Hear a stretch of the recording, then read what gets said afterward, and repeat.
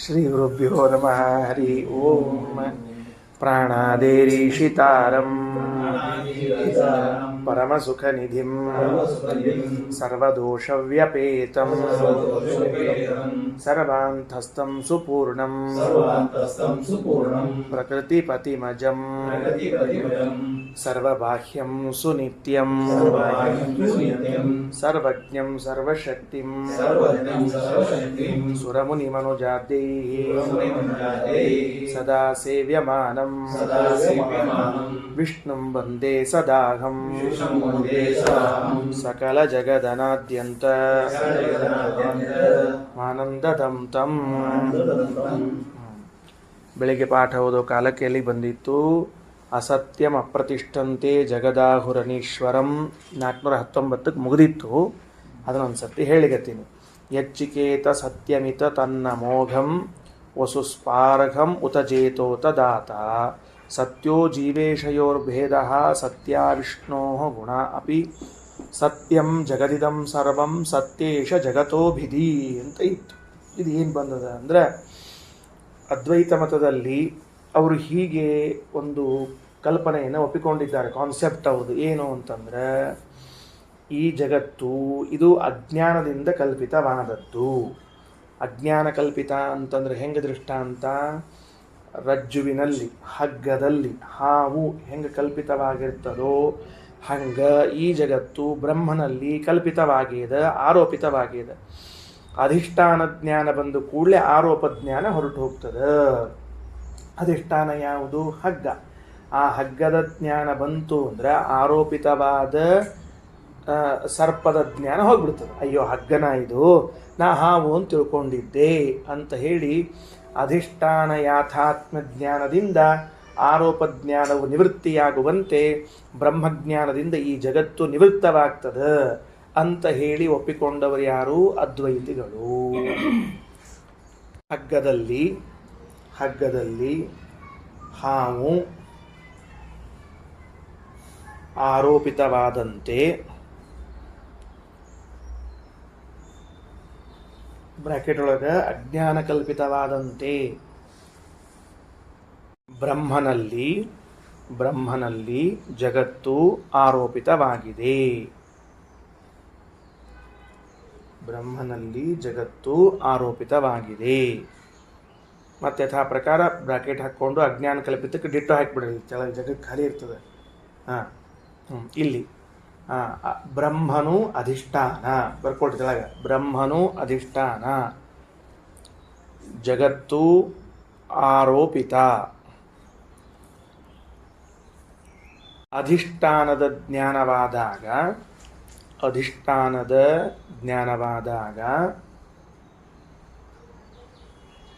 ಆರೋಪಿತದ ಜ್ಞಾನವು ಹೊರಟು ಹೋಗುತ್ತದೆ, ಆರೋಪಿತವು ಹೊರಟು ಹೋಗುತ್ತದೆ. ಜ್ಞಾನವಾದಾಗ, ಅಧಿಷ್ಠಾನದ ಜ್ಞಾನವಾದಾಗ ಆರೋಪಿತದ ಜ್ಞಾನವು ಹೊರಟು ಹೋಗ್ತದೆ ಅಥವಾ ಆರೋಪಿತವು ಹೊರಟು ಹೋಗ್ತದೆ.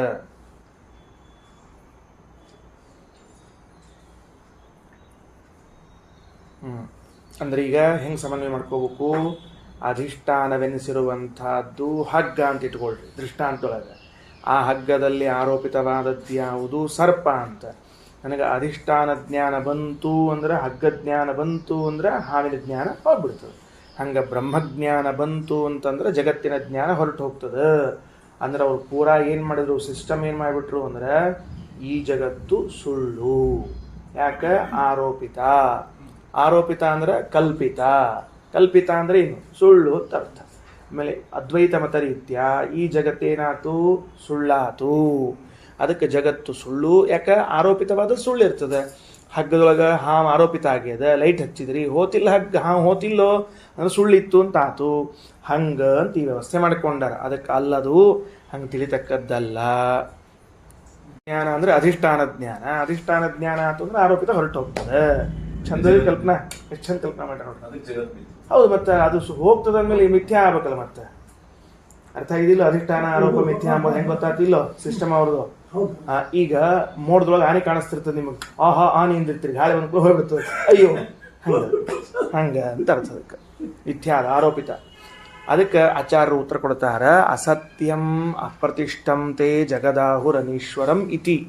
ಅದಕ್ಕೆ ಕೃಷ್ಣ ಇಂಥವರನ್ನ ಕುರಿತೇ ಮಾತಾಡಿದ್ದಾನೆ. ನೋಡಪ್ಪ ಅರ್ಜುನ, ಕೆಲವರೆಲ್ಲ ಈ ಜಗತ್ತು ಅಸತ್ಯ, ಅದು ಅಪ್ರತಿಷ್ಠಿತ, ಅದು ಇಲ್ಲ, ಎಲ್ಲೂ ಸ್ಥಿರವಾಗಿಲ್ಲ, ಜಗತ್ತು ಇದು ಅನೀಶ್ವರ, ಇದಕ್ಕೊಬ್ಬರು ನಿರ್ಮಾಣ ಮಾಡುವ ವ್ಯಕ್ತಿಯೇ ಬೇಕಾಗಿಲ್ಲ ಅಲ್ರಿ. ಮತ್ತೆ ಹಿಂಗೆ ಕಲ್ಪನಾ ಮಾಡ್ಕೊಂಡ್ಮೇಲೆ ನಿರ್ಮಾಣ ಮಾಡ್ಲಿಕ್ಕೆ ಯಾರು ಬೇಕು? ಮತ್ತೆ ಸುಳ್ಳೆ.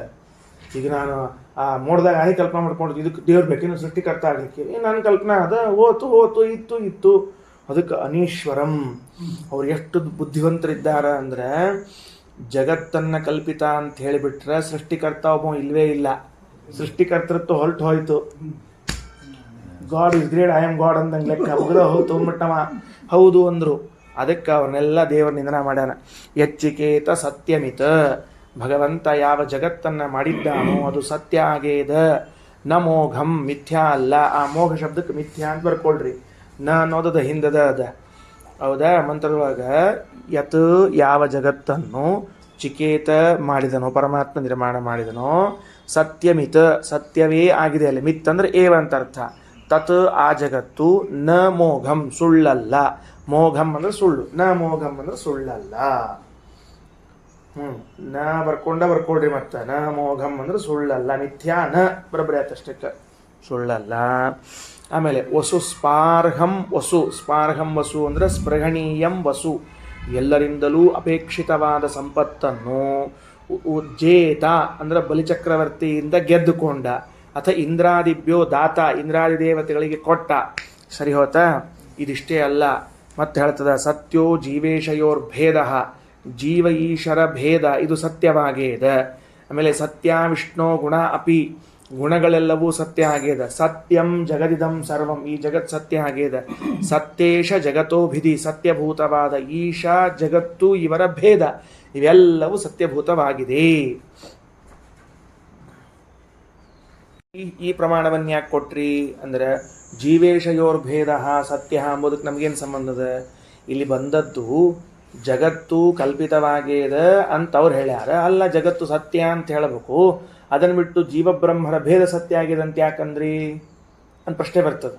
ಅದಕ್ಕೆ ಹೋಗ್ಲಿ, ಸತ್ಯ ವಿಷ್ಣು ಗುಣ ಅಪಿ, ಭಗವಂತನ ಗುಣಗಳು ಸತ್ಯ ಆಗ್ಯಾವ ಅಂತ ಹೇಳಿಕತ್ರಿ. ಅದನ್ನ ಯಾಕೆ ತಂದ್ರಿ ಸುಳ್ಳೆ ಅಂದ್ರೆ ಅದಕ್ಕೆ ಉತ್ತರ ಕೊಡ್ತಾರ. ಸತ್ಯಂ ಜಗದಿದಂ ಸರ್ವಂ, ಇದಂ ಸರ್ವಂ ಜಗತ್ ಸತ್ಯಂ. ಇದು ಹೆಂಗಪ್ಪ ಅಂತಂದ್ರೆ ದೃಷ್ಟಾಂತಗಳು.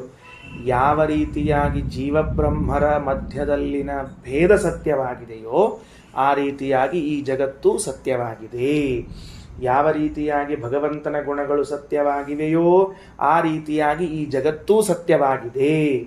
ಯಾವ ರೀತಿಯಾಗಿ ಈ ಜಗತ್ತು ಈಶಾ ಇವರಿಬ್ಬರೂ ಭಿನ್ನರಾಗಿದ್ದಾರೋ ಅದು ಸತ್ಯವಾಗಿದೆಯೋ ಹಾಗೆ ಜಗತ್ತು ಸತ್ಯವಾಗಿದೆ. ಮೂರು ದೃಷ್ಟಾಂತವನ್ನು ಕೊಟ್ಟು ಹೇಳಲಿಕ್ಕೆ ಹೊರಟದ್ದೇ ಹೊರತಾಗಿ ಅಪ್ರಾಸಂಗಿಕವಾದದ್ದನ್ನು ಹೇಳಲಿಕ್ಕೆ ಹೊರಟಿದ್ದಾರಂತ ತಿಳಿಬಾರ್ದು. ಸರಿ, ಮುಂದೆ 520ನೇ ಪೇಜ್ ತಿರುಗಿಸ್ರಿ. ಭೇದೇ ನೈವ, ಇದು ಗರುಡ ಪುರಾಣದ ವಾಕ್ಯ. ಏನ್ರಿ ಗರುಡ ಪುರಾಣದಾಗ ಇಂಥವೆಲ್ಲ ಮಾತಾವು ನೋಡ್ರಪ್ಪ. ಭೇದೇ ನೈವ ಜಗತ್ ಸರ್ವಂ ಭೇದೇ ನೀಶಂ ಗುಣೈಸ್ಸಗ ಭೇದೇನ ಜೀವಾನನ್ಯೋನ್ಯಂ ಮುಕ್ತಾ ಪಶ್ಯಂತಿ ಸರ್ವಶಃ. ಇದೇನು ಪ್ರಮಾಣ? ಮುಕ್ತರು, ಇಲ್ಲಿ ಸಂಸಾರದಿಂದ ಮುಕ್ತರಾದವರು ಅಲ್ಲಿ ಮೋಕ್ಷದಲ್ಲಿದ್ದಾಗ ಜಗತ್ ಸರ್ವಂ ಭೇದೇನೈವ ಪಶ್ಯಂತಿ, ಜೀವನಿಗೂ ಪರಮಾತ್ಮನಿಗೂ ಈ ಜಗತ್ತಿಗೂ ಭೇದ ಇದ್ದದ್ದನ್ನು ಸಾಕ್ಷಾತ್ ಕಾಣುತ್ತಾರೆ. ಭೇದೇನ ಉಪಲಂಭಾತ್, ಹಿಂಗೆ ಎರಡು ಬೆರಳು ಹಿಡಿದ್ರೆ ಎರಡು ಬೇರೆ ಬೇರೆ ಅಂತ ಗೊತ್ತಾಗ್ತಾವೋ ಇಲ್ಲ ನಮಗವು ಗೊತ್ತಾಗ್ತವೆ. ಹಂಗೆ ಜಗತ್ತು ಪರಮಾತ್ಮ ಇಬ್ಬರು ಭಿನ್ನರು ಅಂತ ಮುಕ್ತರು ಕಂಡಾರ. ಈಶಂ ಗುಣೈಸಹ, ಜೊತೆಗೆ ಗುಣಗಳಿಂದ ಕೂಡಿದವನನ್ನಾಗಿ ಕಂಡಾರ. ಭೇದೇನ ಜೀವಾನ್ ಅನ್ಯೋನ್ಯಂ, ಜೀವರೆಲ್ಲರೂ ಪರಸ್ಪರವಾಗಿ ಭಿನ್ನರು ಅಂತ ಕಂಡಾರ. ಆಮೇಲೆ ಯಾರು ಇದನ್ನ ಮುಕ್ತಾಹ ಪಶ್ಯನ್ ಸರ್ವಶ, ಮುಕ್ತರು ಯಾವಾಗಲೂ ಹಿಂಗೆ ನೋಡ್ತಿರ್ತಾರೆ. ಹೌದು, ಇದರಿಂದ ಜೀವರು ಪರಸ್ಪರವಾಗಿ ಭಿನ್ನರಾಗಿದ್ದಾರೆ ಎಂಬುದನ್ನು ನೋಡ್ತಾರೆ ಅಂತ ಅರ್ಥ. ಮುಕ್ತಾಹ ಪಶ್ಯನ್ ಅಲ್ರಿ, ಇದು ಏನು ಉಪಯೋಗ ಬಿತ್ತೀಗ? ಈ ಪ್ರಮಾಣ ಇದಕ್ಕೆ ಕೊಟ್ಟಿರಿ ಅಂದ್ರೆ ಅವರ ಪ್ರಕಾರ ಮುಕ್ತರು ಅಂದ್ರೆ ಭ್ರಾಂತಿರಹಿತರು, ಅವ್ರ ಪ್ರಕಾರ ಅಜ್ಞಾನ ರಹಿತರು. ಯಾರು? ಮುಕ್ತರು. ಅದ್ವೈತ ಮತ ರೀತ್ಯ ಮುಕ್ತರಾದವರೆಲ್ಲರೂ ಅಜ್ಞಾನರಹಿತರು, ಭ್ರಾಂತಿರಹಿತರು. ಅಂದಮೇಲೆ ಅವರು ಈ ಜಗತ್ತನ್ನು ಸತ್ಯ, ಈ ಜಗತ್ತು ಭಿನ್ನ, ಪರಸ್ಪರವಾಗಿ ಭಿನ್ನರು ನೋಡ್ತಿದ್ದಾರೆ. ಅಂದಮೇಲೆ ಜಗತ್ತೇನಾಗಬೇಕು? ಸತ್ಯವೇ ಆಗಬೇಕೆ ಹೊರತಾಗಿ ಅಸತ್ಯ ಆಗೋ ಹಂಗಿಲ್ಲ. ಅದಕ್ಕೆ ಈ ಪ್ರಮಾಣ ಉದಾಹರಣೆ ಮಾಡಿದ್ದಾರೆ. ಮುಕ್ತರು ಭಿನ್ನ ಅಲ್ಲ, ಮುಕ್ತರಾದವರಿಗೆ ಅಜ್ಞಾನ ಇರುವುದಿಲ್ಲ. ಇಷ್ಟು ನಮ್ಮ ವಿಷಯ. ಅವ್ರದ್ದು ಯಾವ ಅಂಶ ತೊಗೊಂಡಿದ್ದೀವಿ ನಾವು? ಮುಕ್ತರಾದ ಮೇಲೆ ಅವ್ರಿಗೆ ಏನು ಅಜ್ಞಾನ ಇರಂಗಿಲ್ಲ ಅಂತ ತೊಗೊಂಡ್ಬಿಟ್ಟಿವಿ. ಅಷ್ಟು ತೊಗೊಂಡು ನಾವು ಒಂದಿನ ವ್ಯವಹಾರ ಮಾಡ್ಲಿಕ್ಕೀವಿ. ನಿಶೇಷ ದುಃಖಹೀನಾಶ್ಚ ಕೇವಲಂ ಸುಖಭೋಗಿನಃ ಜನ್ಮ ಮೃತ್ಯುವಿಹೀನಾಶ್ಚ ಕಾಲ ಸಂಬಂಧವರ್ಜಿತಾ ರಜಸ್ತಮಸ್ಸತ್ವಹೀನ ಪ್ರಕೃತ್ಯಾದಿ ವಿವರ್ಜಿತಾ. ಎಂಥವರವರು ಮುಕ್ತರು ಅಂತ ಮುಕ್ತರ ವಿಶೇಷಣ. ಮುಕ್ತರಾದ್ಮೇಲೆ ಏನೇನಾಗ್ತಾರವರು ಅಂತ ಕೇಳಿದ್ರೆ ನಿಶೇಷ ದುಃಖ ಹೀನಾಶ್ಚ, ಒಂದು ಹನಿ ದುಃಖ ಇರಂಗಿಲ್ಲ, ಒಂದಾನೊಂದು ಹನಿ ದುಃಖ ಇರಂಗಿಲ್ಲ. ಭಾರಿ ಆಶ್ಚರ್ಯ ನೋಡ್ರಿ. ಅಷ್ಟು ದುಃಖ ಹೋಗಿಬಿಟ್ಟಿರ್ತದಂತ. ಒಮ್ಮೆ ಹೋಗಿರ ಬರ್ಬೇಕ್ರಿ, ಅದನ್ನು ನೋಡ್ಕೊಂಬರ್ಬೇಕು. ಅಲ್ರಿ ಮತ್ತು ಅದಕ್ಕೆ ಕೇವಲಂ ಸುಖಭೋಗಿನಃ, ಕೇವಲ ಸುಖ ಭೋಗ. ಭೋಗ ಅಂದ್ರೆ ಅನುಭವ, ಸುಖಾನುಭವ ಇರ್ತದೆ. ಭೋಗ ಶಬ್ದಕ್ಕೆ ಅನುಭವ ಅಂತ ಬರ್ಕೊಳ್ರಿ. ಭೋಗ ಅನ್ನೋದೊಂದು ತಿನ್ನೋದು ಉಣ್ಣೋದು ಅರ್ಥ ಅಲ್ಲ, ಮತ್ತು ಸುಖಾನುಭವ ಇರ್ತದೆ. ಇನ್ನು ಜನ್ಮ ಮೃತ್ಯು ವಿಹೀನಾಶ್ಚ, ಹುಟ್ಟೋ ಹಂಗಿಲ್ಲ ಸಾಯೋ ಹಂಗಿಲ್ಲ. ಪಾಪ ನೋಡ್ರಿ ಎಷ್ಟು ಕಷ್ಟದ ಅವ್ರ ಪರಿಸ್ಥಿತಿ. ಯಾರ ಬೈದ್ರೆ ಏನು ಸಾಯ್ತೀವೋ ಮಹಾರಾಜ ಅಂದ್ರೆ ಯಾರು ಸಾಯೋ ಹಂಗೆ ಇಲ್ಲ. ಏನು ಹುಟ್ಟಿ ನನ್ನ ಪ್ರಾಣ ತಿಂತೀವೋ ಮಹಾರಾಜ, ಹುಟ್ಟೋ ಹಂಗಿಲ್ಲ ಅಲ್ಲಿ. ಅದಕ್ಕೆ ಹುಟ್ಟು ಸಾವುಗಳಿಲ್ಲ. ಕಾಲ ಸಂಬಂಧ ವರ್ಜಿತಾ, ಇದಕ್ಕಿಂತ ಮುಖ್ಯವಾದದ್ದು ಕಾಲದ ಸಂಬಂಧ. ಸಂಬಂಧ ಅಂದರೆ ಕಾಲದ ಪರಿಣಾಮ. ಅವ್ರ ಮೇಲೆ ಏನಾಗಂಗಿಲ್ಲ. ವಯಸ್ಸಾತ್ ನೋಡ್ರಿ, ಅವ್ರಿಗೂ ಮುಕ್ತರಿಗೂ ರಿಟೈರ್ಡ್ ಆಗಲಿಕ್ಕೆ ಬಂದ್ರೆ ಇನ್ನ ಮುಕ್ತರು ರಿಟೈರ್ಡ್ ಆಗ್ತಾರೆ. ಇನ್ನು ಅವ್ರು ಹೋದ್ರು ಅಂದ್ರೆ ನಾವು ಹೋಗ್ತೀವಿ. ಹಿಂಗೆಲ್ಲ ಹೊಸ ಅಪಾಯಿಂಟ್ಮೆಂಟ್ ಆಗ್ತದೆ ಮುಕ್ತರೊಳಗೆ ಅಂತ ಹಿಂಗಿರೋದಿಲ್ಲ ರೀ. ಕಾಲ ಸಂಬಂಧ ವರ್ಜಿತಾ. ರಜಸ್ತಮ ಸತ್ವಹೀನ, ರಜೋಗುಣ ತಮೋಗುಣಗಳ ಹಾಗೂ ಸತ್ವಗುಣಗಳ ಸಂಪರ್ಕವಿರುವುದಿಲ್ಲ, ಅವುಗಳ ಪರಿಣಾಮ ಆಗುವುದಿಲ್ಲ ಅವರಿಗೆ. ಪ್ರಕೃತ್ಯಾದಿ ವರ್ಜಿತಾ, ಲಿಂಗದೇಹ ಮೊದಲಾದ ಪ್ರಕೃತಿಗಳ ಬಂಧ ಇರುವುದಿಲ್ಲ. ಇತಿ ಗಾರುಡ ವಚನಾತ್, ಹಿಂಗೆ ಗರುಡ ಪುರಾಣದ ಮಾತಿದ್ದರಿಂದ ಜ್ಞಾನ ನಿವರ್ತ್ಯತಾ ವಕ್ತುಂ ಯುಕ್ತ. ಅದಕ್ಕೆ ಗರುಡ ವಚನಾತ್ ನ ಜ್ಞಾನ ನಿವರ್ತ್ಯತಾ ವಕ್ತುಂ ಯುಕ್ತ. ಹಿಂಗೆ ಗರುಡ ಪುರಾಣ ಸ್ಪಷ್ಟವಾಗಿ ಮುಕ್ತರು ಈ ಜಗತ್ತನ್ನು ಸತ್ಯ ಅಂತ ನೋಡ್ತಾ ಇರುವಾಗ ಅದು ಹೇಗೆ ನೀವು ಮತ್ತೆ ಮಿಥ್ಯಾ ಅಂತೀರಿ, ಜ್ಞಾನದಿಂದ ನಿವೃತ್ತ ಆಗ್ತದೆ ಅಂತೀರಿ, ಹಂಗೆ ಹೇಳಬಾರ್ದು. ಗೊತ್ತಾಯ್ತಾ?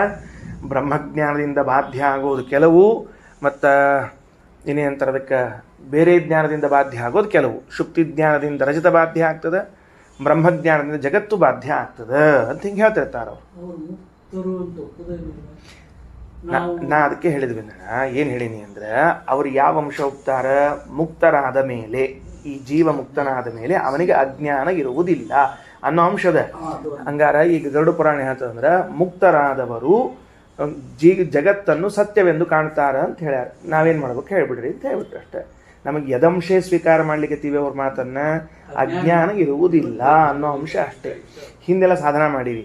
ಮುಕ್ತರಾದವ್ರು ಭಿನ್ನಿರ್ತಾರೆ, ಮುಕ್ತರಾದವ್ರು ಪರಸ್ಪರ ಎಲ್ಲ ಹಿಂದೆ ಸಾಧನ ಮಾಡಿಬಿಡ್ತೀವಿ. ಆದ್ದರಿಂದ ಮುಂದೆ ಈ ಅಂಶವನ್ನು ಇಟ್ಕೊಂಡು ಹೇಳಿ. ಸರಿ, ಓಕೆ, ರೈಟ್. ಇನ್ನು ಮುಂದಿಂದು ತಿರ್ಯಂಗ್ಮಾನುಷ ಅಂತ ಏನದು ನೋಡ್ರಿ. ಇಲ್ಲಿಂದ ಪ್ರಾರಂಭ ಆಗಿ 522ನೇ ಪೇಜ್ ಒಳಗೆ ಇತ್ಯಾದಿ ಬ್ರಹ್ಮಾಂಡ ಪುರಾಣೆ ತತ್ವನಿರ್ಣಯ ಗೀತಾಯಾಮ್ ಅಂದ್ರು ಅಂದ್ರೆ ಈ ಇಡೀ ಘಟ್ಟ ಮುಗಿದು ಹೋಯ್ತು. ಇಡೀ ಘಟ್ಟ ಈಗ ನಾವು ಒಂದು ತಿಂಗಳಿಂದ ಓದ್ಕೋತ ಬರ್ಲಿಕ್ಕತ್ತೀವಲ್ಲ, ಆ ಘಟ್ಟ ಎಲ್ಲ ಮುಗಿದು ಹೋಗ್ಬಿಡ್ತದೆ. ಆಮೇಲೆ ಮತ್ತೆ ಮುಂದೆ ಹೊಸ ಘಟ್ಟ ಬರ್ತಾವೆ, ನೋಡ್ಕೋಣ ಅಂತ ಏನಂತ ಹೇಳಿ. ಓಕೆ, ಮುಂದೆ ತಗೊಳ್ರಿ. ಈಗೇನಂತಾರ, ಇದೆಲ್ಲವೂ ಕೂಡ ಇದೇನು ಬ್ರಹ್ಮಾಂಡ ಪುರಾಣದ ತತ್ವನಿರ್ಣಯ ಗೀತಾ ಅಂತದ. ಇದೊಂದು ಅಪೂರ್ವವಾದ ಗ್ರಂಥ ಭಾಗ. ಪ್ರಾಯ ಇಲ್ಲಿವರೆಗೆ ಬೇರೆ ಮತಾಚಾರ್ಯರು ಇದನ್ನು ನೋಡಿರ್ಲಿಕ್ಕಿಲ್ಲ, ಅಂದರೆ ಅವ್ರ ಕಣ್ಣು ಹಾಕಿರ್ಲಿಕ್ಕಿಲ್ಲ ಆ ಕಡೆಗೆ. ಅದಕ್ಕಾಗಿ ಆಚಾರದ ಎತ್ತಿ ಹೇಳಬೇಕಾಗಿದೆ. ಏನೇನು ತಪ್ಪು ತಿಳ್ಕೊಂಡಾರ, ಏನೇನು ತಪ್ಪು ಹೇಳ್ತಾರ ಎಂಬುದನ್ನು ಹೇಳಿಕ್ಕೆ ಹೊರಡ್ತಾರೆ. ನಮಗೆಲ್ಲ ಬಂದ ವಿಷಯಗಳೇ ಅವ, ಹಿಂಗೆ ಏನು ಸಮಸ್ಯೆ ಇಲ್ಲ. ಕಠಿಣವಾದ ವಿಷಯಗಳು ಯಾವುದೂ ಇಲ್ಲ, ಸರಳವಾದ ವಿಷಯಗಳದ. ಯಾವುದು ತಪ್ಪು ಜ್ಞಾನ, ಯಾವುದು ಸರಿ ಜ್ಞಾನ ಅಂತ ಇಷ್ಟು ತಿಳ್ಕೊಂಡ್ರೆ ಸಾಕು. ಇದೇನು ತತ್ವನಿರ್ಣಯ ಗೀತಾ ವಾಕ್ಯ ಹೇಳಿಕತ್ತಾರ ಬ್ರಹ್ಮಾಂಡ ಪುರಾಣದಲ್ಲಿ ಇದ್ದದ್ದು. ಇದು ಯಾಕೆ ಅಂತ ತಿಳ್ಕೊಂಡಂದ್ರೆ ಕೂಡ ಯಾವುದಕ್ಕೆ ಪ್ರಮಾಣ ಹೊರಟದ ಅಂದ್ರೆ, ಜೀವಬ್ರಹ್ಮರ ಅಭೇದವನ್ನು ತಿಳ್ಕೊಂಡವ್ರು ತಪ್ಪು, ಭಗವಂತನಿಗೆ ಗುಣಗಳಿಗೆ ಅವನಿಗೆ ಭೇದ ಇದೆ ಅಂತ ತಿಳ್ಕೊಂಡದ್ದು ತಪ್ಪು, ಜಗತ್ ಸುಳ್ಳು ಅನ್ನೋ ತಿಳ್ಕೊಂಡದ್ದು ತಪ್ಪು. ಈ ಎಲ್ಲ ವಿಷಯಗಳಲ್ಲಿ ಪ್ರಮಾಣಗಳು ಇದ್ರೆ ನೀವು ಹೇಳ್ರಿ ಅಂದರೆ ಎಲ್ಲ ಪ್ರಮಾಣ ಕೊಡ್ತೀವಿ ಅಂತ ಪ್ರಮಾಣವನ್ನು ಶುರು ಮಾಡ್ತಾ ಇದ್ದಾರೆ. ತಿರ್ಯಂಗ್ ಮಾನುಷ ದೇಹಾದಿ ವಿಷ್ಣು ರೂಪೇಶ್ವಶಕ್ತತಾ ಶುರುವಾತು ನೋಡ್ರಿ. ಈಗ ಏನು ಶುರುವಾತು ಅಂತಂದ್ರೆ, ಮೊದಲನೇದ್ದು ಭಗವಂತ ಯಾವುದೇ ರೂಪವನ್ನು ತೆಗೆದುಕೊಂಡು ಬಂದಿದ್ರೂ ಅಲ್ಲಿ ದೇವರಿಗೆ ಅಸಾಮರ್ಥ್ಯ ಇದೆ ಅಂತ ತಿಳ್ಕೊಳ್ಬಾರ್ದು. ಇಲ್ಲ, ಅವ ಮತ್ಸ್ಯಾವತಾರ ಕೂರ್ಮಾವತಾರ ಹಾಕ್ಕೊಂಡಾಗ ಸ್ವಲ್ಪ ದುರ್ಬಲ ಇದ್ದ, ಅವನು ಅಷ್ಟು ಸಾಮರ್ಥ್ಯ ಇದ್ದಿದ್ದಿಲ್ಲ. ಮನುಷ್ಯಾವತಾರ ತಾಳಿದಾಗ ಏನು ಶಕ್ತಿ ಹಿಂಗೆ ಅಲ್ಲಿಗೆ ಹೋಗಬಾರ್ದು. ಗೊತ್ತಾಯ್ತಾ? ಹಂಗೆ ಅನ್ನಬಾರ್ದು ಅಂತ. ಶಬ್ದ ಹೆಂಗೆ ನೋಡ್ರಿ, ತಿರ್ಯಂಗ್ ಮಾನುಷ ದೇಹಾದಿ ವಿಷ್ಣು ರೂಪೇಶು ಅಶಕ್ತತಾ ಯಸ್ಮಿನ್ ಕಸ್ಮಿಂಶ್ಚ ವಿಷಯೇ ದುಃಖಿತ್ವಂ. ಯಾವುದಾದ್ರೂ ವಿಷಯದಲ್ಲಿ ದೇವರಿಗೆ ದುಃಖ ಅದ ಅನ್ನೋದಾಗಲಿ, ಅವನು ಮೊನ್ನೆ ಕೂತಿದ್ದ ಪಾಪ ದೇವರು, ಹಿಂಗೆ ಇಷ್ಟು ಬೇಸರ ಆಗ್ತದೆ ನನಗೆ ನೋಡಿ, ನಾವೆಲ್ಲ ಅಳ್ತಿರ್ತೀವಿ ಸರಿ, ಅವನು ಕೂತಿದ್ದ, ಅದನ್ನ ನೋಡಿ ನನಗೆ ದುಃಖ ಆಯಿತು ಅಂತ ಯಾರು ಅಂದ್ರಿ ಅಂತ ಇಟ್ಕೊಳ್ರಿ. ಮತ್ತು ಅದಕ್ಕೆ ಯಸ್ಮಿನ್ ಕಸ್ಮಿಂಶ್ಚ ವಿಷಯೇ ದುಃಖಿತ್ವಂ ಭಿನ್ನತಾಪಿ ವಾ. ಅಷ್ಟೇ ಅಲ್ಲ, ರೂಪಗಳಲ್ಲಿ ಭೇದ, ಭಗವಂತನ ರೂಪಗಳಲ್ಲಿ ಭೇದ. ಪ್ರಕೃತೇ ವಿಕಾರಿತಾ ವಾಪಿ. ಪ್ರಕೃತಿ ವಿಕಾರಿತ ಅಂದ್ರೆ ತದ್ದೇಹ, ಆ ಭಗವಂತನ ದೇಹ ಇದು ಪ್ರಕೃತಿಯ ವಿಕಾರ.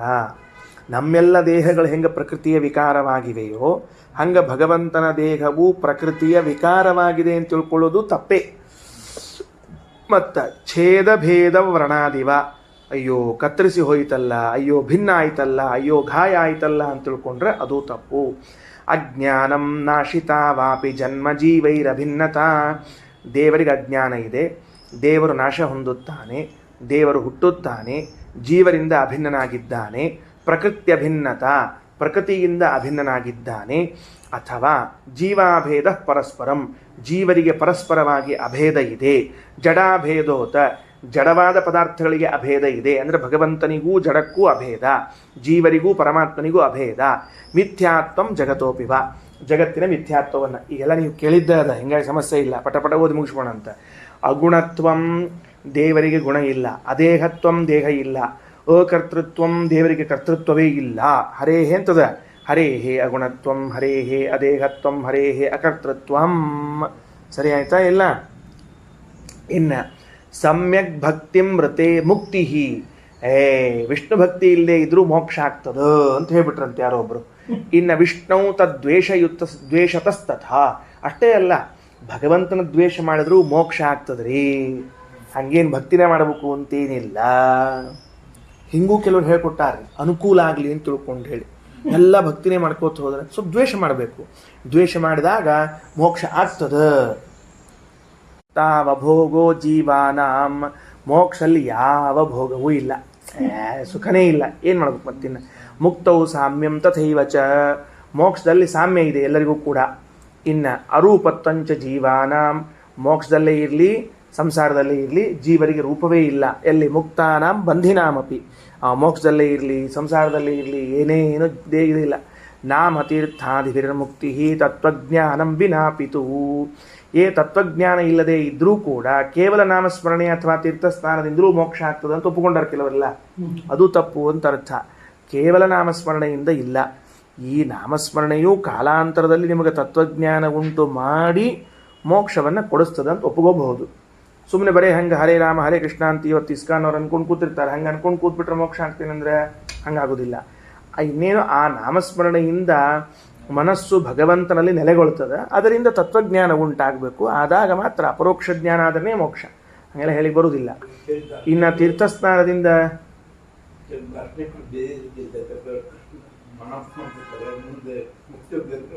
ಎಲ್ಲರೂ ಇಲ್ಲ, ಹಂಗೇನು ಎಲ್ಲರೂ ಆಗ್ತದಂತಿಲ್ಲ. ಕೆಲವರು ರಾಜಸ ಜೀವರಾಶಿಗಳಿದ್ದಾರೆ, ಕೆಲವರು ಅದೇ ಅವೆಲ್ಲ ಏನೋ ಸುಜೀವಿಗಳು ಪುಣ್ಯ ಮಾಡ್ಲಿಕ್ಕೆ ಬಂದಿರ್ತಾವ, ಮಾಡ್ತಾವ ಹೋಗ್ತಾವ. ಎಲ್ಲರಿಗೂ ಮೋಕ್ಷ ಆಗ್ತಂತ ಏನಿಲ್ಲ ಇಲ್ಲ ಇಲ್ಲ. ಅವ್ರಿಗೆಲ್ಲ ಏನಾಗಬೇಕು ಅಂದ್ರೆ ಅಲ್ಲಿ ಪ್ರಾರಂಭ ಆಗಿ ಕಾಲಾಂತರದಲ್ಲಿ ಮತ್ತು ಇಲ್ಲೆಲ್ಲೋ ಹುಟ್ಟುಕೊಂಡು ಮತ್ತೆ ಇಲ್ಲೆಲ್ಲೋ ಬಂದು ಆಗ್ಬೇಕು. ಅವೆಲ್ಲ ಆಗಬಹುದು, ಹೇಳಿಕ್ಕೆ ಬರೋದಿಲ್ಲ, ಆಗಬಹುದು. ಸ್ಥಾನದಿಂದ ಮೋಕ್ಷ ಆಗ್ತದ ಅಂತಂತಾರೆ. ಅಂದರೆ ತತ್ವಜ್ಞಾನ ಬೇಕಾಗೇ ಇಲ್ಲ ಅಂತ. ವಿಷ್ಣೋ ಸಕಾಶಾತ್ ಪ್ರಕೃತೇ ಬ್ರಹ್ಮಣೋ ನಂತರುದ್ರಯೋ ಗರುಡೇಂದ್ರ ಸೂರ್ಯ ವಿಘ್ನಾದೇಹೇ ಅಗ್ನಿಸೋಮ ಗುಹಾದೀನಾಂ ಪ್ರದ್ಯುಮ್ನಸ್ಯಾನಿರುದ್ಧಸ್ಯ ದೇವ ವಿಪ್ರಾದಿನಾಪಿ ಏಕೈಶ್ಚಿತಾಪಿ ಗುಣೈ ವಿಷ್ಣೋ ಸಕಾಶಾತ್ ವರತಾ ತಥಾ. ಏನ್ರಿ ಎಲ್ಲರ ಇಷ್ಟೆಲ್ಲ ಮಂದಿಗೆ ಒಮ್ಮೆ ವಿಷ್ಣುವಿಗಿಂತ ಶ್ರೇಷ್ಠತ್ವವನ್ನು ಹೇಳ್ಬಿಟ್ರಂತೀವಿ ಎಲ್ಲರಿಗೂ. ಯಾರ್ಯಾರು ಒಮ್ಮೆ ಅಂದ್ರೆ ಸಾಲಾಗಿ ಬಂದ್ಬಿಟ್ರ ನೋಡ್ರಿ.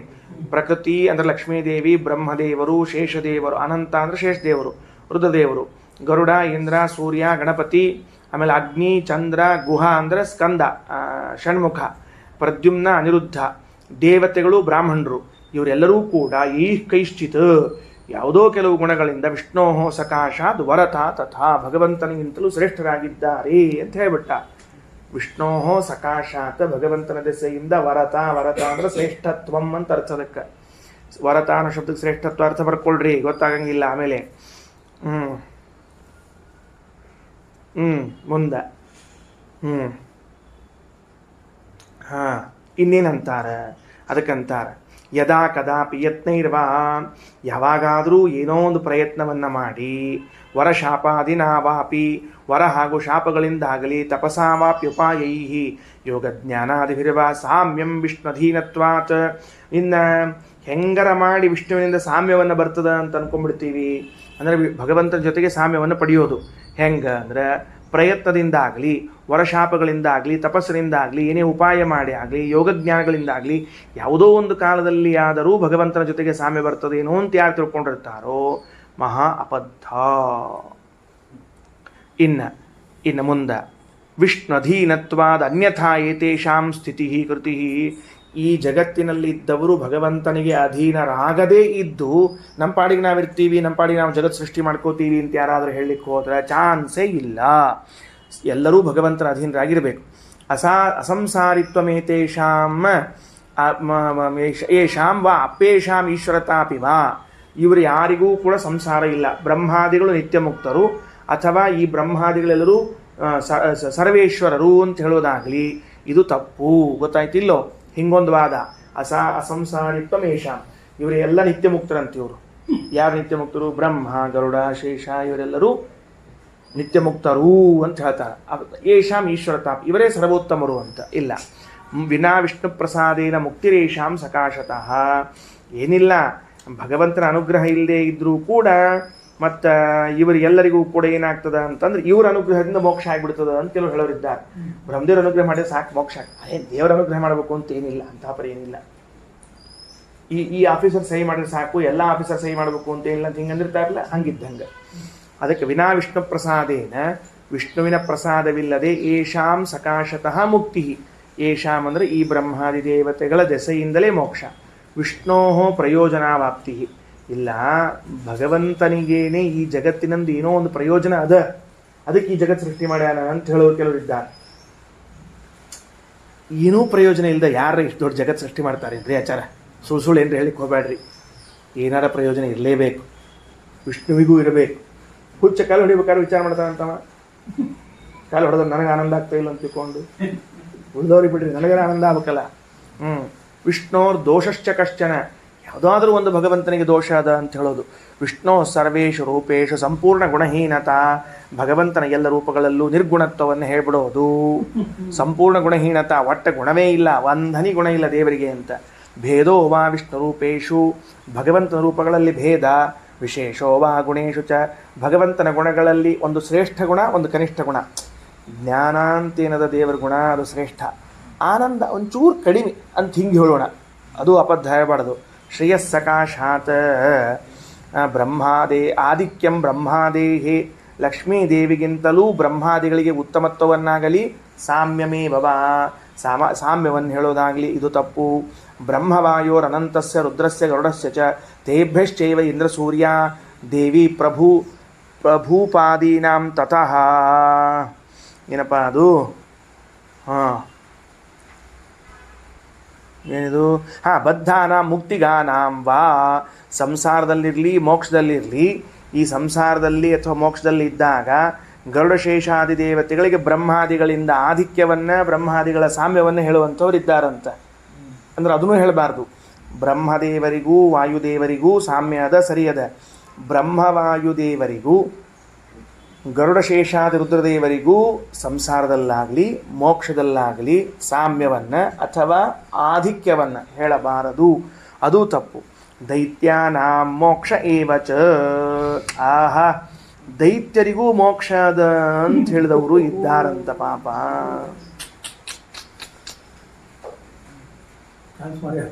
ಅವರು ಮೋಕ್ಷಕ್ಕೆ ಹೋಗೋದಪ್ಪ. ಒಂದು ಸರ್ತಿ ಬ್ಯಾಸರಾಗಿ ಅಂದಂತ ತಮಸ್ಸು ಬ್ಯಾಸರಾಗಿ ಹೇಳಿದರು. ಇವೆಲ್ಲವೂ ಕೂಡ ಸರ್ವಂ ಮೋಹಾರ್ಥಮುದ್ದಿಷ್ಟಂ, ಎಲ್ಲ ಮೋಹಕ್ಕಾಗಿ. ಹಿಂಗೆಲ್ಲೆಲ್ಲಿ ಬಂದಾವ ಎಲ್ಲವೂ ಶುದ್ಧ ಮೋಹ. ದೈತ್ಯರ ಬುದ್ಧಿ ಭ್ರಂಶ ಆಗಲಿ ಅಂತ ತಿಳ್ಕೊಂಡೇ ಹೇಳಿದ್ದು ಹೊರತಾಗಿ ಯಾವ ಕಾರಣಕ್ಕೂ ಸತ್ಯ ಅಂತ ತಿಳಿಬೇಡ್ರಿ. ವೇದೇಶು ಹರಿಣಾವಾಪಿ ಬ್ರಹ್ಮಣಾವಾ ರುದ್ರೇಣ ದೇವೈಶ್ಚ ಮುನಿಭಿಸ್ತಥಾ ಯಥಾ ಸುರಾಣಾಂ ಸಜ್ಞಾನೇ ತಾತ್ಪರ್ಯಂ ಸರ್ವದಾ ಶ್ರುತೇಹೇ. ಇವೆಲ್ಲವೂ ಕೂಡ ಮೋಹಕ್ಕಾಗಿ ಹೇಳೋದು ಅಂತ ಹೇಳ್ಬಿಟ್ರಿ. ಮತ್ತು ಉಳಿದದ್ದೆಲ್ಲ ಹೆಂಗೆ ಅಂತ ಕೇಳಿದ್ರೆ ಅದಕ್ಕೆ ಒಂದು ಸ್ವಾರಸ್ಯ ಹೇಳ್ತಾರೆ. ಏನಂತ, ವೇದಕ್ಕೆ ಸಜ್ಜನರಿಗೆ ಯಥಾರ್ಥ ಜ್ಞಾನ ಮಾಡಿಕೊಡಬೇಕು ಅಂತ ಹೆಂಗೆ ಉದ್ದೇಶ ಅದನೋ ಹಂಗೆ ದುರ್ಜನರಿಗೆ ಮೋಹ ಉಂಟು ಮಾಡಿಕೊಡ್ಬೇಕು ಅಂತೂ ಉದ್ದೇಶ ಅದ. ಎರಡೂ ಅದ. ವೇದ ಬರೇ ಸಜ್ಜನ ಸಲುವಾಗಿ ಅಷ್ಟೇ ಬಂದಿಲ್ಲದು. ಅದಕ್ಕಂತ ನೋಡ್ರಿ ಹೆಂಗೆ, ಯಥಾ ಸುರಾಣಾಂ ಸಜ್ಞಾನೇ ತಾತ್ಪರ್ಯಂ, ಸಜ್ಜನರಿಗೆ ದೇವತೆಗಳಿಗೆ ಸಜ್ಜನರಿಗೆ ಸರಿಯಾದ ಜ್ಞಾನ ಕೊಡುವಲ್ಲಿ ತಾತ್ಪರ್ಯ ಅದನೋ ತಥಾ ದುರ್ಜ್ಞಾನ ಜನನೇ ತಾತ್ಪರ್ಯಂ ಅಸುರೇಶು ಚ, ಅದೇ ರೀತಿಯಾಗಿ ಅಸುರರಿಗೆ ದುಷ್ಟವನ್ನು ಮೋಹವನ್ನು ಉಂಟು ಮಾಡಲಿಕ್ಕೂ ತಾತ್ಪರ್ಯ ಅದ. ಸರಿ ಆಯ್ತಾ? ಭಗವಂತನಿಂದಾಗಲಿ ವೇದೇಶು ವೇದಗಳಲ್ಲಿ ವೇದಗಳಲ್ಲಿ ಆಮೇಲೆ ಹರಿಣಾಪಿ ಭಗವಂತನಿಗಾಗಲಿ, ಬ್ರಹ್ಮಣ ಬ್ರಹ್ಮದೇವರಿಗಾಗಲಿ, ರುದ್ರೇಣ ರುದ್ರದೇವರಿಗಾಗಲಿ, ದೇವೈಶ್ಚ ದೇವತೆಗಳಿಂದಾಗಲಿ, ಮುನಿಬಿಹಿ ಮುನಿಗಳಿಂದಾಗಲಿ, ಇಷ್ಟೆಲ್ಲರೂ ಕೂಡ ಸಜ್ಜನರಿಗೆ ಜ್ಞಾನ ಬರಲಿ ಅಂತ ಹೆಂಗೆ ಉದ್ದೇಶ ಇಟ್ಕೊಂಡಾರ ಹಂಗೆ ದುರ್ಜನರಿಗೆ ದುರ್ಜ್ಞಾನ ಬರಲಿ ಅಂತೂ ಅದವ್ರಿಗೆ. ಸರಿ ಆಯ್ತಿಲ್ಲೋ? ಎರಡೂ ಅಭಿಪ್ರಾಯ. ಅದಕ್ಕೆ ರುದ್ರದೇವರು ಹಂಗೆ ನಡ್ಕೋತಾರೆ, ಬ್ರಹ್ಮದೇವರು ಹಂಗೆ ನಡ್ಕೋತಾರೆ, ಋಷಿಗಳು ಸತೆ ಕೆಲವೊಮ್ಮೆ ಹಂಗೆ ನಡ್ಕೊಂಡ್ಬಿಡ್ತಾರೆ. ಹೋಗಿ ಬಡ ಬಡ ಭೃಗು ಋಷಿಗಳು ಜಾಡ್ಸಿ ಒದ್ದುಬಿಟ್ಟು ನೋಡಿ ಭೃಗು ಋಷಿಗಳು ದೊಡ್ಡವ್ರು ರೀ, ಅವು ಒದ್ಸ್ಕೊಂಡು ಅವೇನು ದೊಡ್ಡವ ಹಿಂಗೆ ಆಗ್ಬಿಡ್ಬೇಕು. ಹಂಗೆ ನಡ್ಕೋತಾರೆ ಅವ್ರು. ಯಾಕಂದ್ರೆ ಅವರಿಗೆ ದುರ್ಜನರಿಗೆ ದುರ್ಜ್ಞಾನ ಬರಲಿ ಅಂತ ಉದ್ದೇಶ ಅದು. ಅದೆಲ್ಲ ಅವ್ರು ಮಾಡಿದ್ದಿಲ್ಲ ಅಂದ್ರೆ ಮತ್ತು ಅವರೆಲ್ಲರೂ ಯಥಾರ್ಥ ಜ್ಞಾನ ಪಡ್ಕೊಂಡ್ರು ಅಂದ್ರೆ ಭಾಳ ಕಷ್ಟ ಆಗ್ತದೆ. ಯಥಾರ್ಥ ಜ್ಞಾನ ಪಡ್ಕೊಂಡ್ರು ಅಂದ್ರೆ ಭಾಳ ಕಷ್ಟ ಆಗ್ತದೆ. ಅಲ್ಲ, ನೋ ವೇಕೆನ್ಸಿಗಿಂತ ಇನ್ನೊಂದು ಸ್ವಾರಸ್ಯ ಇದೆ, ಆಮೇಲೆ ಹೇಳ್ತೇನೆ. ನೋ ವೇಕೆನ್ಸಿಗಿಂತ ಇನ್ನೊಂದು ಸ್ವಾರಸ್ಯ ಹೇಳ್ತೇನೆ ಆಮೇಲೆ. ಏವಮೇವ ಚ ದೇವಾನಾಂ ವಿಷ್ಣು ಬ್ರಹ್ಮಾದಿನ ಅಪಿ, ಇದೇ ರೀತಿಯಾಗಿ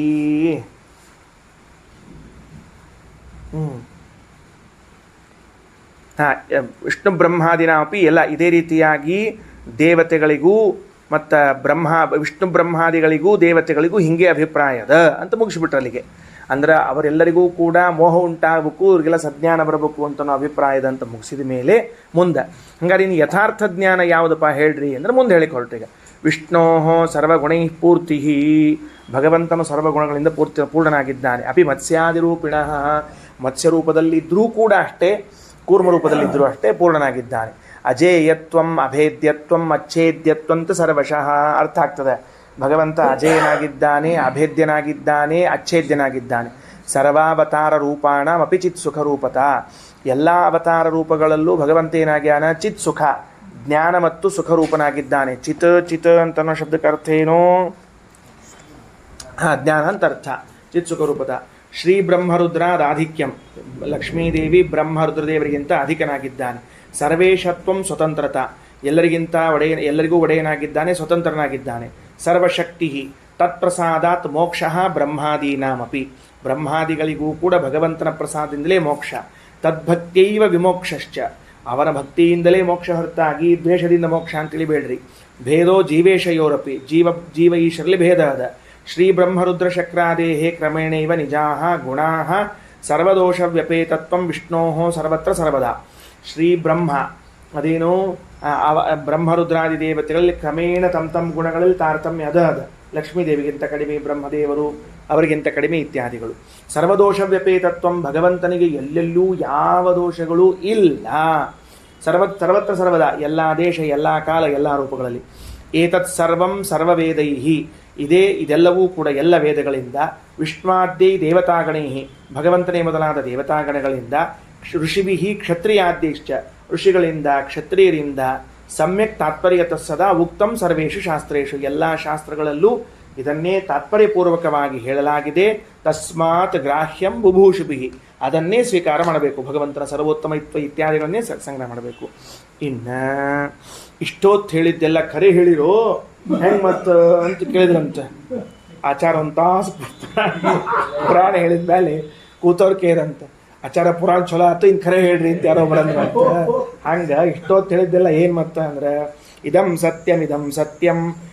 ಸತ್ಯಂ ನ ಸಂಶಯ, ಇದು ಸತ್ಯ, ಇದು ಸತ್ಯ, ಇದು ಸತ್ಯ, ಇಲ್ಲಿ ಸಂಶಯವೇ ಇಲ್ಲ. ಕೋಟಿಭಿ ಶಪಥ ಇಶ್ಚಾಪಿ, ಕೋಟಿ ಶಪಥ ಮಾಡ್ತೀನಿ. ನಿರ್ಣೀತಂ ದೇವತಾಗಣೈ, ಎಲ್ಲ ದೇವತೆಗಳು ಕೋಟಿ ಕೋಟಿ ಆಣಿ ಮಾಡಿ ಇದನ್ನು ಸಮರ್ಥನೆ ಮಾಡ್ಯಾರ. ಏನಂತ? ಅನಾದಿಕಾಲತಶ್ಚಾಯಂ ಶಾಸ್ತ್ರಾರ್ಥೋ ನಾಣ್ಯತಾ ಕ್ವಚಿತ, ಅನಾದಿ ಕಾಲದಿಂದಲೂ ಇದೇ ಶಾಸ್ತ್ರಾರ್ಥ, ಬೇರೆದಲ್ಲ. ಪುನಶ್ಚ ಅನಂತಕಾಲೀನ ಏವನ ಸಂಶಯ, ಹಿಂದೆ ಅನಾದಿ ಕಾಲದಿಂದ ಇದೇ ಶಾಸ್ತ್ರಾರ್ಥ ಅದ, ಮುಂದೆ ಅನಂತ ಕಾಲದಲ್ಲೂ ಇದೇ ಶಾಸ್ತ್ರಾರ್ಥ ಇರ್ತದೆ, ಸಂಶಯನೇ ಬೇಡ. ಜ್ಞಾತವ್ಯಶ್ಚೈಷ ಅರ್ಥ, ಇದೇ ಅರ್ಥವನ್ನು ತಿಳ್ಕೊಳ್ಬೇಕು. ಜ್ಞಾತವ್ಯಶ್ಚ ಏಷ ಏವ ಅರ್ಥ ಸರ್ವದೈವ ಬುಭೂಷುಭಿ, ಯಾವಾಗಲೂ ಬೌದ್ಧಂ ಇಚ್ಛಾ, ಏನೋ ನಾವು ಉತ್ತಮವಾದದ್ದನ್ನು ಒಳ್ಳೆಯದನ್ನು ತಿಳ್ಕೊಳ್ಬೇಕು ಅಂತ ಅಪೇಕ್ಷೆ ಇಟ್ಕೊಂಡಿದ್ದೀವಿ ಅಂದರೆ ಇದನ್ನೇ ತಿಳ್ಕೊಳ್ಬೇಕು. ಏವಂತು ಸ್ಥಿರಯಾ ಬುದ್ಧಿಯ, ಈ ರೀತಿಯಾಗಿ ಸ್ಥಿರವಾದ ಬುದ್ಧಿಯಿಂದ ಜ್ಞಾತ್ವ ತಿಳ್ಕೊಂಡ್ರೆ ಯಾಸ್ಯತ ತತ್ಪರಂ, ಆಗ ನೀವೇನು ಮಾಡ್ತೀರಿ? ಮತ್ತು ಮೋಕ್ಷವನ್ನು ಹೊಂದುತ್ತೀರಿ. ಇನ್ನು 522 ಮುಗಿಸ್ಕೊಂಡಂತೆ ನಂದೆರಡು ವಾಕ್ಯವ. ಏವಂತೆ ಹಂಸರೂಪೇಣ ವಿಷ್ಣುನಾ ದೇವತಾಗಣಾ ಬ್ರಹ್ಮಾದ್ಯಾ ಬೋಧಿತಾ ಸರ್ವೇ ತಥಾ ಜ್ಞಾತ್ವಾ ಪರಂಗತಾ, ಇದೇ ರೀತಿಯಾಗಿ ಹಂಸರೂಪಿಯಾದ ಪರಮಾತ್ಮನಿಂದ ಬೋಧಿಸಲ್ಪಟ್ಟಿರುವಂತಹ ದೇವತೆಗಳು ಹಾಗೆ ಅವನನ್ನು ತಿಳ್ಕೊಂಡು ಮೋಕ್ಷವನ್ನು ಹೊಂದಿದ್ದಾರೆ. ನೋಡ್ರಿ, ಇಷ್ಟೆಲ್ಲ ಏನು ಹೇಳ್ಯಾರ, ಇದೆಲ್ಲ ಹಂಸರೂಪದಿಂದ ಪರಮಾತ್ಮ ಹೇಳ್ಯಾನಂತ. ಹಂಸ ಸೋಹಂ ಸ್ವಾಹ ಅನ್ನೋ ಹಂಸನೇ ಈ ರೀತಿಯಾಗಿ ಎಲ್ಲವನ್ನ ಹೇಳಿದ್ದಾನೆ. ಸಾಕ್ಷಾತ್ ವಿಷ್ಣು ಹಂಸರೂಪ ಉಕ್ತ್ವೈವಂ ತು ದಿವೌಕಸಾಂ, ಸಾಕ್ಷಾತ್ ಪರಮಾತ್ಮ ಹಂಸರೂಪದಲ್ಲಿದ್ದವನು ದೇವರಿಗೆ ಹಿಂಗೆ ಉಪದೇಶವನ್ನು ಮಾಡಿ, ದೇವತೆಗಳು ಹಿಂಗೆ ಉಪದೇಶ ಮಾಡಿದ್ದಾನೆ. ವಾಸುದೇವಾಖ್ಯ ರೂಪೇಣ ತೇ ಸರ್ವ ಹೃದಯ ಸ್ಥಿತ, ಅವನೇ ವಾಸುದೇವ ರೂಪದಿಂದ ಎಲ್ಲರ ಹೃದಯದಲ್ಲಿದ್ದಾನೆ, ಬೇರೆ ಕಡೆಯಲ್ಲೂ ಇಲ್ಲ. ಸಂಕರ್ಷಣಾಖ್ಯ ರೂಪೇಣ ವಿವೇಶಾನಂತಮೇವಚ, ಸಂಕರ್ಷಣ ರೂಪದಿಂದ ಶೇಷದೇವರಲ್ಲಿ ಪ್ರವೇಶ ಮಾಡಿದ್ದಾನೆ. ಇನ್ನು ತಂ ಧ್ಯಾಯತಿ ಸದಾನಂತಹ ತಸ್ಮಾನ್ ಮುಕ್ತಿ ಪದೇಚ್ಛಯ, ತನ್ನಲ್ಲಿ ಇರುವ ಸಂಕರ್ಷಣ ರೂಪವನ್ನೇ ಸದಾ ಚಿಂತೆಯನ್ನು ಮಾಡಿ ಅವನಿಂದಲೇ ಮೋಕ್ಷವನ್ನು ಪಡೆಯುತ್ತಾರೆ ಶೇಷದೇವರು. ಕರೆಕ್ಟ್ ಅದ, ಶೇಷದೇವರ ಅಂತರ್ಯಾಮಿಯಾದ ಸಂಕರ್ಷಣ. ಪ್ರದ್ಯುಮ್ನಾಖ್ಯೇನ ರೂಪೇಣ ಕಾಮೇನ ವಿವೇಶ ಸಹ, ಪ್ರದ್ಯುಮ್ನ ಎಂಬ ಹೆಸರಿನಿಂದ ಕಾಮದಲ್ಲಿ ಪ್ರವೇಶ ಮಾಡಿದ್ದಾನೆ. ಹಂಸಃ ತದ್ಧ್ಯಾನತೋ ಮುಕ್ತಿಂ ಕಾಮ ಇಚ್ಛತಿ ಸರ್ವದಾ. ಇನ್ನು ಅದಕ್ಕೆ ಪರಮಾತ್ಮ ಏನು ಇಚ್ಛಾ ಮಾಡ್ತಾನಂದ್ರೆ, ನೀನು ನನ್ನ ಪ್ರದ್ಯುಮ್ನ ರೂಪವನ್ನು ಧ್ಯಾನ ಮಾಡಿಯೇ ಮೋಕ್ಷವನ್ನು ಹೊಂದು ಅಂತ ಅನಿಸ್ತಾನೆ. ಅನಿರುದ್ಧಾಖ್ಯ ರೂಪೇಣ ಸೋನಿರುದ್ಧಂ ವಿವೇಶಕ, ಅನಿರುದ್ಧ ಎಂಬ ರೂಪದಿಂದ ಅನಿರುದ್ಧನಲ್ಲಿ ಪ್ರವೇಶ ಮಾಡಿದ್ದಾನೆ. ಯಾರವ ಎರಡನೇ ಅನಿರುದ್ಧ? ಕಾಮಪುತ್ರನಾದ ಅನಿರುದ್ಧ. ಕಾಮನಿಗೆ ಪ್ರದ್ಯುಮ್ನ ಅಂತ ಹೆಸರದ, ಆ ಕಾಮಪುತ್ರನಾದವನಿಗೆ ಮೂಲ ರೂಪದಲ್ಲಿ ಅನಿರುದ್ಧ ಅಂತ ಹೆಸರದ. ಅದಕ್ಕೆ ಹಂಸಸ್ತಧ್ಯಾನತೋ ಮುಕ್ತಿಂ ಅನಿರುದ್ಧಸ್ತಥೇಚ್ಛತಿ, ಆ ಹಂಸನಿಂದ ಅಭಿನ್ನನಾದ ಅನಿರುದ್ಧ ರೂಪಿ ಪರಮಾತ್ಮ ಇವನು ನನ್ನ ಅನಿರುದ್ಧ ರೂಪವನ್ನು ತಿಳಿದೇ ಮೋಕ್ಷವನ್ನು ಹೊಂದಲಿ ಅಂತ ಅಪೇಕ್ಷೆ ಪಡ್ತಾನೆ. ಇತ್ಯಾದಿ ಬ್ರಹ್ಮಾಂಡ ಪುರಾಣೇ ತತ್ವನಿರ್ಣಯ ಗೀತಾಯಾಮ್, ಇವೇ ಮೊದಲಾದ ಪ್ರಮಾಣಗಳಿದ್ದರಿಂದ ಏನಾಯಿತು?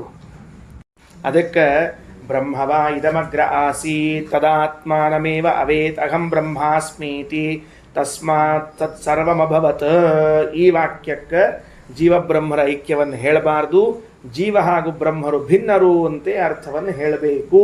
ಪರಮಾತ್ಮ ತನ್ನನ್ನು ತಾನು ನಾನು ಅಹೇಯನಾಗಿದ್ದೇನೆ, ಮತ್ತು ಗುಣಪೂರ್ಣನಾಗಿದ್ದೇನೆ, ಸರ್ವದಾ ಇದ್ದವನು ಎಂದು ತಿಳಿಯಲ್ಪಡುವನಾಗಿದ್ದೇನೆ ಎಂದು ತನ್ನ ಸ್ವರೂಪವನ್ನು ತಾನು ತಿಳ್ಕೊಂಡವನಿದ್ದಾನೆ. ಇದನ್ನು ತಿಳಿದುಕೊಳ್ಳುವುದರಿಂದಲೇ ಮೋಕ್ಷವಾಗುತ್ತದೆ. ಶ್ರೀಕೃಷ್ಣಾರ್ಪಣಮಸ್ತು.